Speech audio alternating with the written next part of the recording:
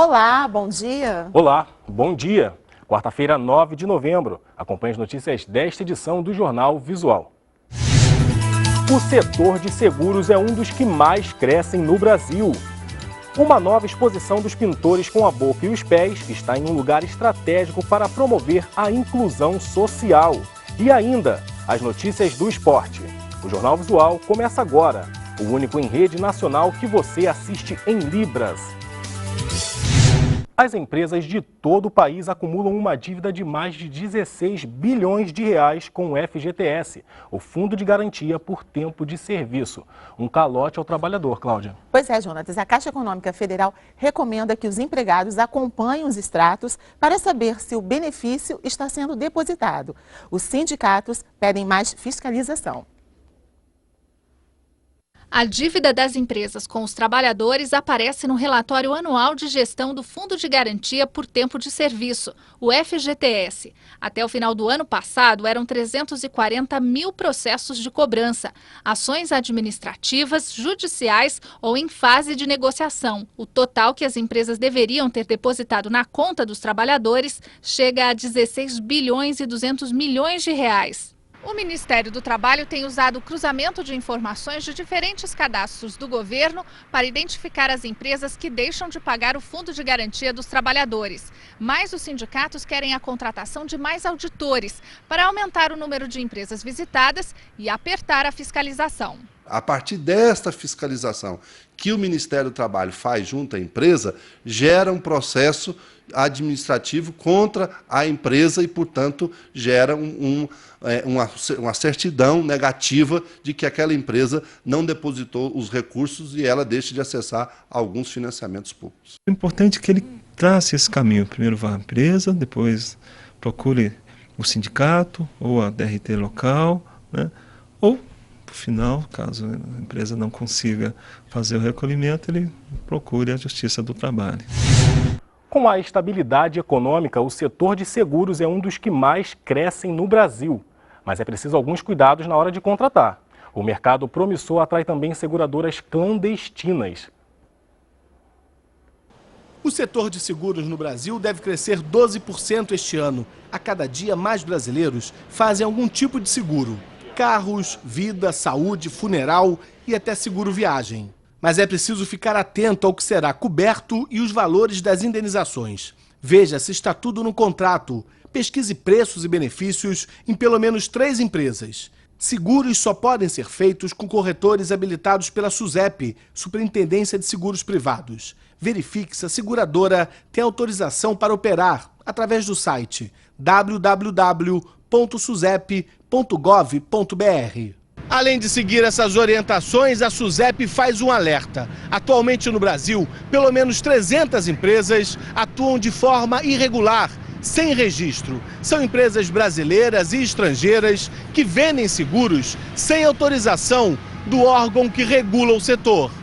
No mês passado, a empresa americana National Western Life foi multada em 11 bilhões de reais por atuar no Brasil sem registros. Segundo a SUSEP, outras 6 seguradoras internacionais que vendem seguros de vida estão sendo investigadas. Cerca de 100 mil brasileiros podem estar sendo enganados. É preciso que, nesses casos, o consumidor entre com ação judicial no país onde a empresa está sediada. Além do risco de não receber, um processo judicial nos Estados Unidos ou em qualquer outro país é muito mais oneroso do que um processo aqui na Justiça brasileira. Hora do esporte.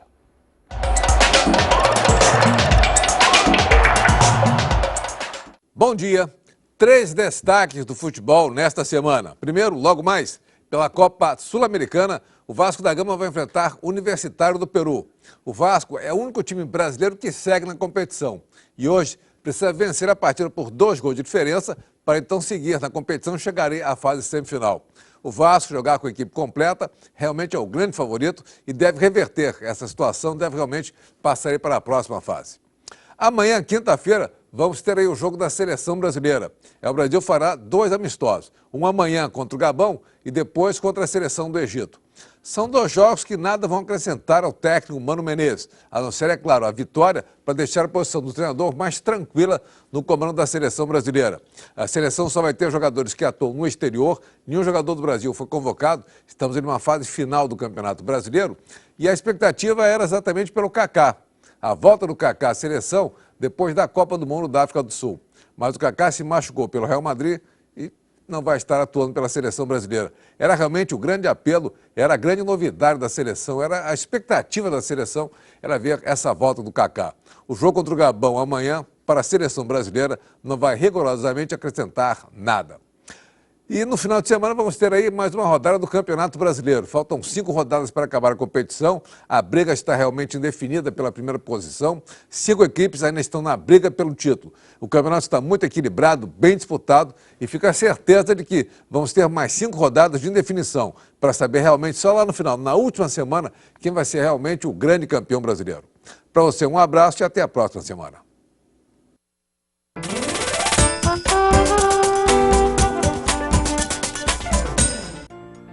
Dramatização, comédia, terror, romântico. Quando uma pessoa sofre um acidente, perde os movimentos, a primeira sensação é que é o fim de tudo. Mas é justamente o contrário, é o começo. E muita gente descobre talentos que nem imaginava possuir, como é o caso dos pintores com a boca e com os pés. Entre pincéis, tintas e telas, os pintores com a boca e os pés mostram desenvoltura na criação de quadros. Carlos Eduardo Rosa e Denison do Nascimento são 2 craques da pintura, mas nem sempre foi assim. Denison reconhece a importância do amigo para enfrentar o desafio de pintar.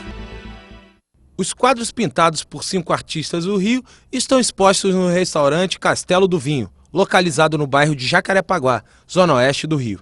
Para o gerente, a exposição aproxima o público dos artistas. São trabalhos belíssimos e inéditos, né? Realmente é uma coisa de impressionar e realmente está tendo um maior sucesso. A visitação está bem grande, né?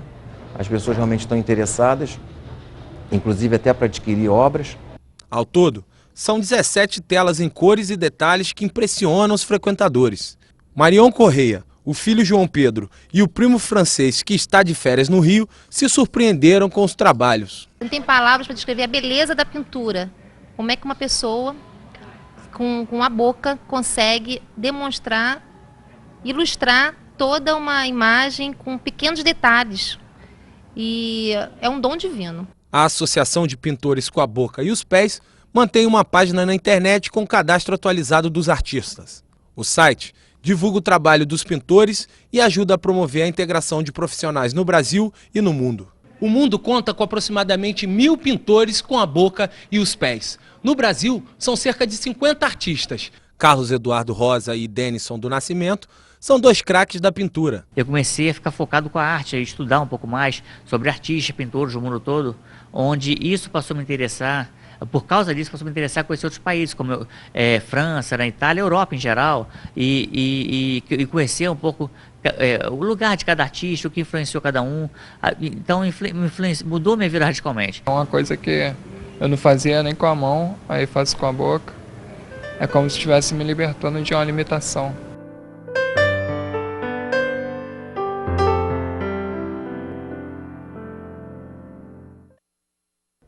As imagens da matéria Pintores com a Boca que você acabou de assistir foram feitas por Gelson Domingos.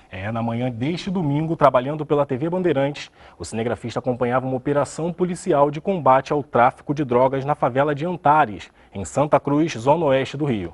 No tiroteio, Gelson levou um tiro de fuzil no peito. A bala atravessou o colete à prova de balas. Os PMs socorreram o cinegrafista sob intensa troca de tiros. Levado para uma unidade de pronto atendimento, não resistiu ao ferimento e morreu.